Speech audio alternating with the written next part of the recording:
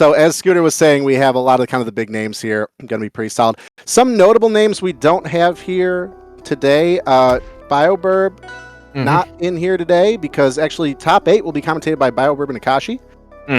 So that's kind of there's one gap there, but I think that pretty much everyone else is here. Like you said, most of the season 6 representatives are here. That's a really good kind of character spread as well, and it'll be cool to see kind of what cuts through, especially with the workshop characters being introduced.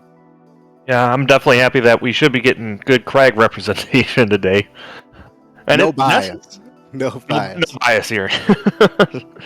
But yeah, I mean, it's interesting just going over the results from last season and just seeing the character representation and where the weights are at. Because throughout the season, a lot of people were putting characters like Sylvanos, Crag, down towards the bottom of the list. But then you get the character representation list, and it's like, Sylvanos is the most represented character in the top 50, and Crag's right behind that. And in the top 10, you have 3 Crags.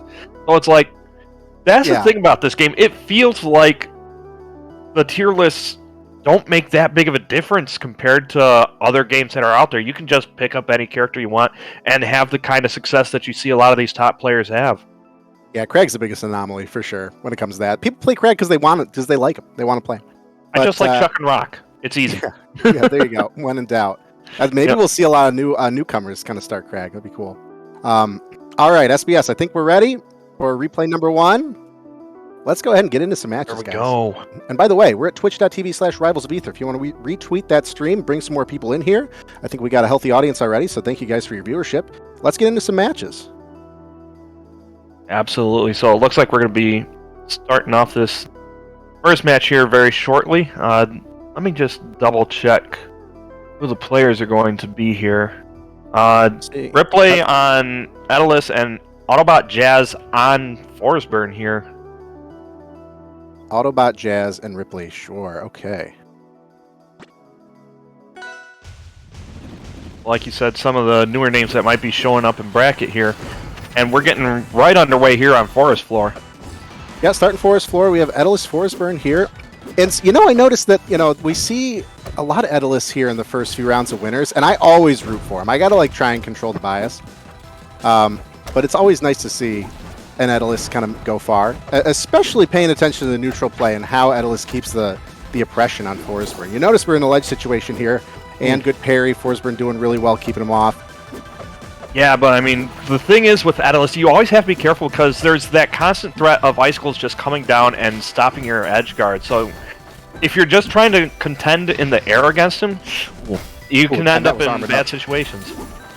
Yeah, really good first kill from Ripplay and Armored Up. Not going too far. 100% Aether, especially with armor, we have survivability here, and that's going to be something that we want to see from Ripplay also, is just to see, how we can utilize these stocks to the best of our ability. We're just peppering in a little bit of damage into the second stock of Jazz. Ew, but taken too soon. Jazz walking away with 30%. Looking pretty even still.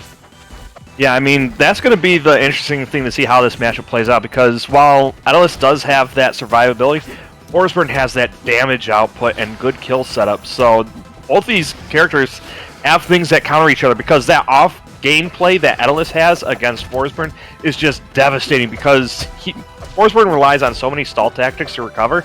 Just shooting those icicles destroys everything that Forsburn wants. Yeah, and you love to see an Aether get out there and get dirty with that kill. Only 44%. Looking pretty good for Ripplay here, game 1. And continuing to put pressure on Jazz into ledge. Yeah, and I mean, they're doing a good job just using that ice to be able to dash dance quickly and just change up where they're at and just slide over there with the upstrong to finish out this game 1. Yeah, it was, Aether in the driver's seat for pretty much that entire match. Like a steady, consistent lead, and we really didn't see any give there.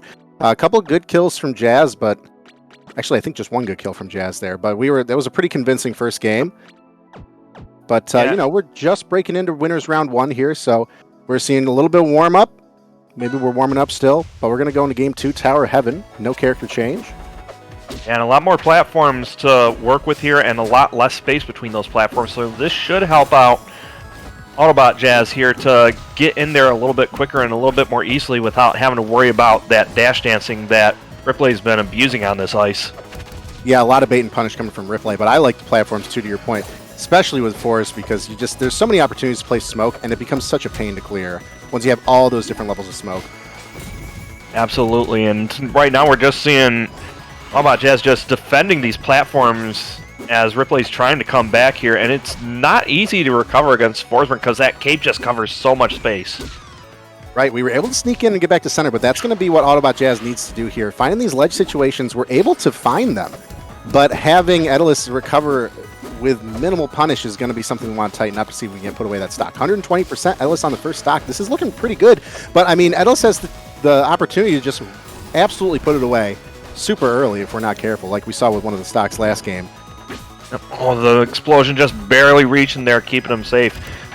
So now it's just back to neutral here, and both these characters are easily in death percent. Yeah, and this was talking about, you know, especially with Edelus, the survivability that we're going to see, although really good stuff to AutobotJaz for keeping it alive. Commentator's curse. Keeping it alive there. 130+% force burn, which is really great to see, especially on a stage like Tower Heaven.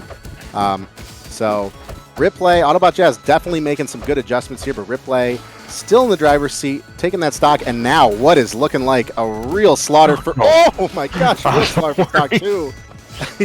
I mean, that's where this game is essentially being won for Ripplay, this off-stage control, because it's like every time AutobotJaz is getting off-stage, he's taking a good 30-40% just to get back because of all those icicles, the fares, just all these options that Ripplay's using to keep him off. Yeah, for sure. And now, I mean, we have such a... We're in the lead to the point where we can start vibe checking like we almost saw that happen with Ripplay, but also absolutely comfortable going off ledge. Nice parry there. That's good. That's a good punish. Good confirm there for Jazz taking that first stock. But yeah, no, I mean Ripplay's in the driver's seat where we can just kind of mess around off stage. You know, we have a stock to play with, so we can kind of go deep and dirty with it. Yeah, like we're trying to grab again. Oh no! See, that to my point exactly right there. So we could take that. You know, we had the opportunity. We can play out there. We know we had a stock to burn, but now we got to be a little more careful. And one other thing that Ripplay's been doing that I like is you notice that these high recoveries kind of go unanswered against AutobotJaz. So let's see what we can do there. But now we're in a deadly ledge situation, just coming back, but still getting put into disadvantage by Ripplay. Yeah, these snares just sharking underneath. This platform is not going to give him any safe place to land, and that is going to lead into a fair for the game finisher. And just really good stuff stage for Ripplay.